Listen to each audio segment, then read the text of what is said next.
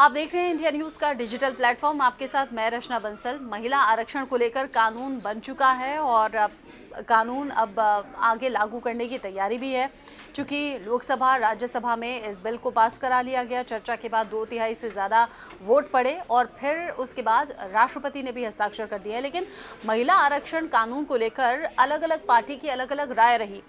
कुछ लोग तो खुलकर विरोध करते हुए नजर आए। असदुद्दीन ओवैसी ने इसमें अलग तरह से आरक्षण की बात कही, लेकिन कुछ पार्टियां जो कि समर्थन में थी, मैक्सिमम हालांकि समर्थन में थी, लेकिन उस समर्थन में 33% आरक्षण पर उसमें जाति को लेकर आरक्षण की मांग की गई है। कहा गया ओबीसी का अलग कोटा रखिए, एससी एसटी का अलग कोटा रखिए, इससे जिनका हक है उन्हें मिल पाएगा, अदरवाइज ये हक मारा जाएगा। अब इसको लेकर जब रिएक्शन सामने आने लगे तो कल जो रिएक्शन सामने आया उस पर अभी तक जो पलटवार है वो हो रहा है। आरजेडी के नेता हैं अब्दुल बारी सिद्दीकी, आरजेडी के काफ़ी सीनियर नेता हैं और पूर्व मंत्री भी रह चुके हैं।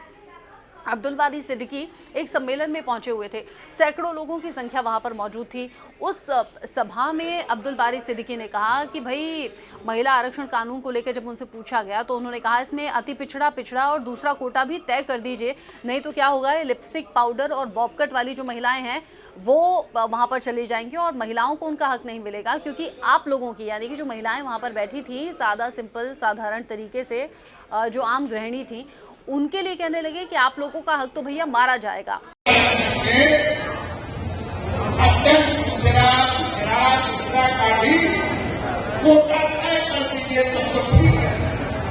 अब वरना महिला के नाम पर कि वो कौन वाली बॉबकट वाली औरत चली आएगी नौकरी में, आपके महिलाओं को हक मिलेगा। सुना आपने, जैसे ये बयान सामने आया बीजेपी को तो तुरंत मौका मिल गया, क्योंकि बीजेपी में अभी यही सब चल रहा है कि बिहार में कैसे सरकार को घेरा जाए। जेडीयू आरजेडी मिलकर सरकार में है और बीजेपी वहां पर मुख्य विपक्षी पार्टी है। ऐसे में आरजेडी उसकी सोच को लेकर, बिहार की सरकार की सोच को लेकर बीजेपी ने सवाल उठाने शुरू कर दिए और ये कहा कि यही है इनकी विचारधारा, जहां पर महिलाओं के सम्मान के साथ खिलवाड़ हो रहा है और महिलाओं को कोई इज्जत यहां पर मिलती नहीं है। जबकि विवाद जब बढ़ता चला गया, क्योंकि पहला विवाद नहीं था जो बिहार सरकार से सामने आया, चाहे वो रामायण को लेकर दिया गया बयान हो या फिर महिलाओं को लेकर दिया गया बयान हो, अलग अलग वक्त पर ये या फिर हिंदू जो त्योहार हैं उनकी छुट्टी कैंसिल करने की बात हो, फैसले वापस से पलटने पड़े, अपने बयानों पर माफ़ी मांगनी पड़ी। और यही अब्दुल बारी सिद्दीकी ने भी किया है।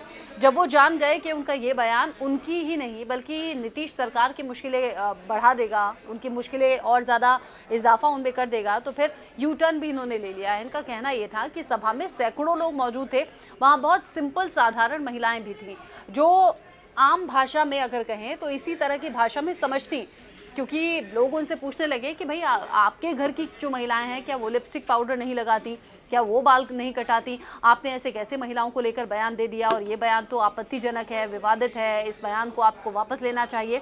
तो यू टर्न भी उन्होंने वक्त रहते ले लिया। हालांकि यू टर्न लेने के बावजूद बीजेपी तो इस मौके को हाथ से जाने नहीं देगी।